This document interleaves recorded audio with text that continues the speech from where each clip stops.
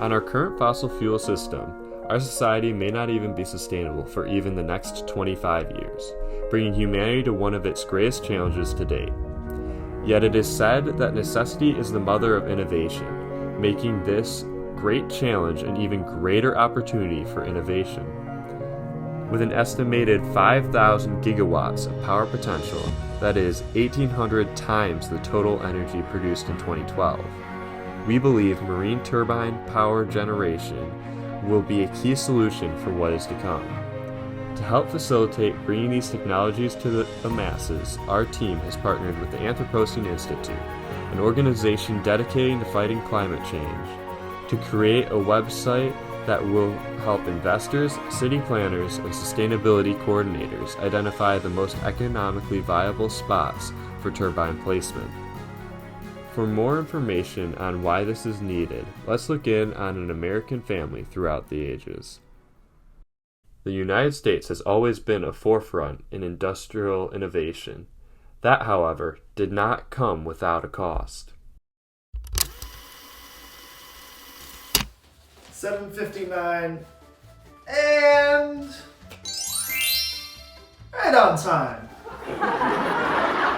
Hey honey, Yes, dear? did you hear about Sonora? It's that metal making town. Apparently over a dozen people died last week because of some toxic haze. Could it have something to do with the zinc and steel plants over there? Not sure, but they're trying to temporarily shut down the mines.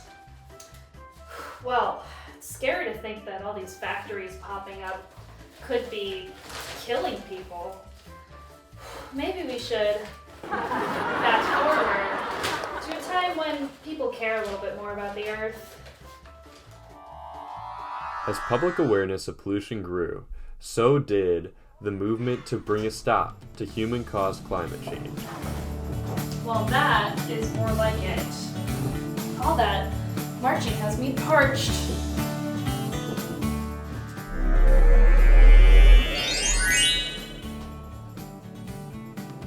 We've got Earth Day, we have this environmental movement, but is it gonna make a change?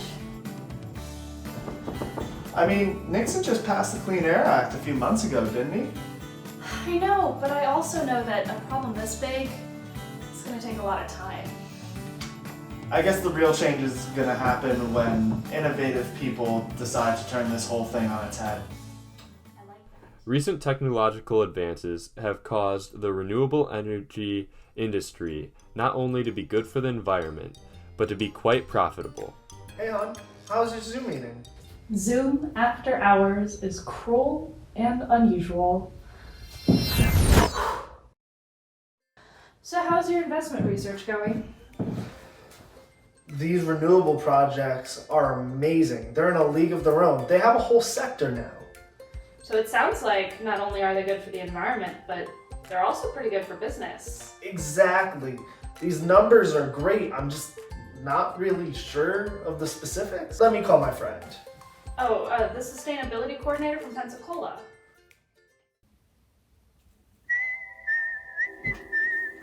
Hello? Hey Andrew?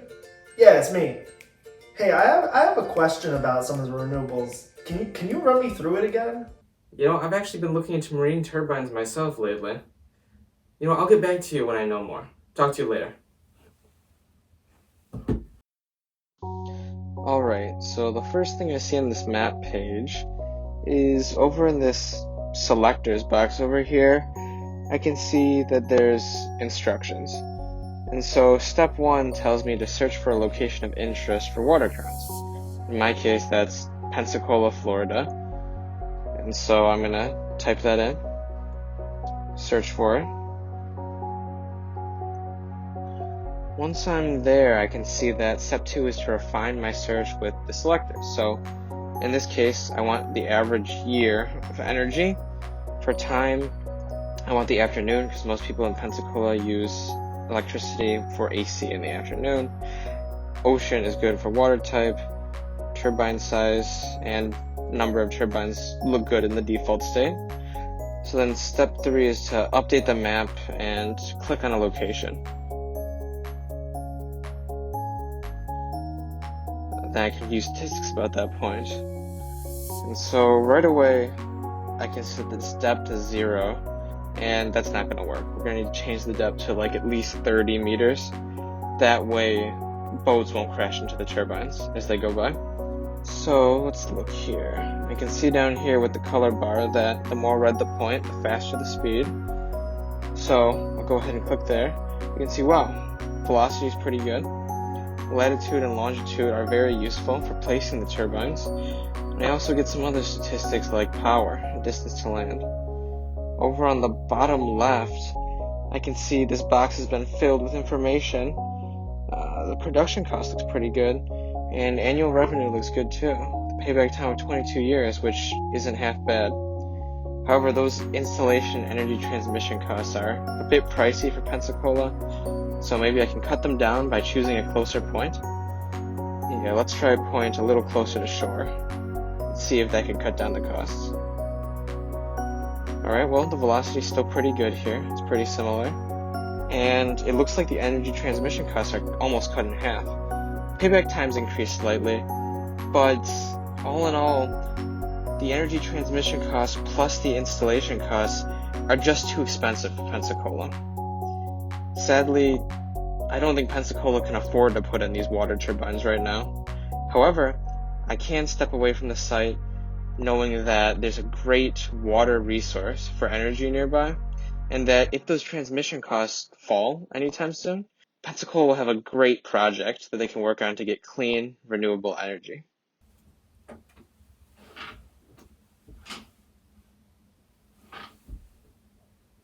Hey, Ahmed, it's Andrew. Yeah, I just found this great website for looking into hydropower. You might want to look into it for that investment project of yours.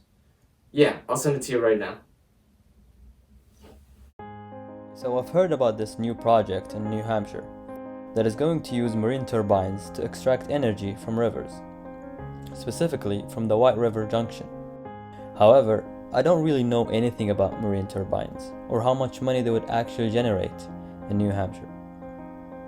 So going through the homepage, I can see some information about marine turbines and some links to resources that are going to help me understand more about marine turbines. After getting all that information, let me go to the map page and search for the project's location. So I'll type in the location of this project, which is the White River Junction in New Hampshire. And for the selectors, I'll choose December for the month because the project is expected to operate in wintertime. I'll leave the time of day as it is, and the water type, I'll choose rivers. And for the turbine size, it makes sense to pick a small size for rivers, so I'll choose 10 meters in diameter.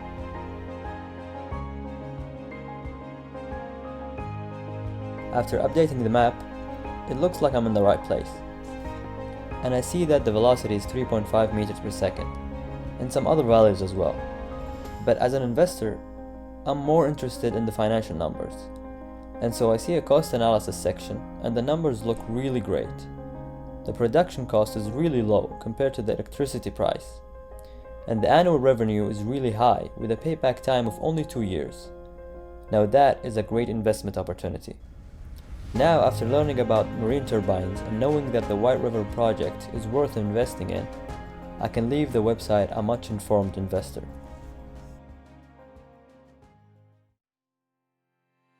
For our project, we collected historical water data like current speed, salinity, and depth from major American scientific agencies such as NOAA and USGS to create our feature set. The raw data was stored on a MariaDB server, while further down the line, it was stored on a Google Drive and eventually on the Linode server hosting our web app. We cleaned and combined the data sets in Python notebooks to produce the training data sets ready for our machine learning models. The resulting models were able to accurately predict current speeds for both the ocean and river test sets. The web app, written in Flask, presents an economic analysis based on current velocity predictions. Data is transferred from the Flask code, which handles the selectors, to the Google Maps API, which generates a heat map that indicates which places are most suitable for our customers to place marine turbines for power generation.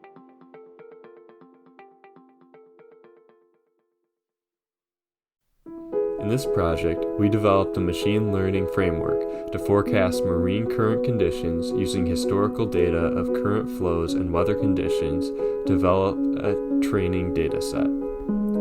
This machine learning is at the heart of an application to help turbine operators determine optimal locations for underwater turbines, which are an emerging technology to produce clean energy.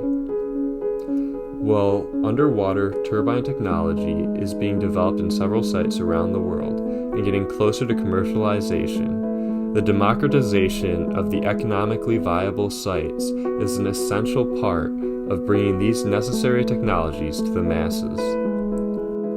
Applying machine learning to existing observational data on currents can be a way to accelerate the process of predicting current flows and hence understanding the potential power production of marine turbines.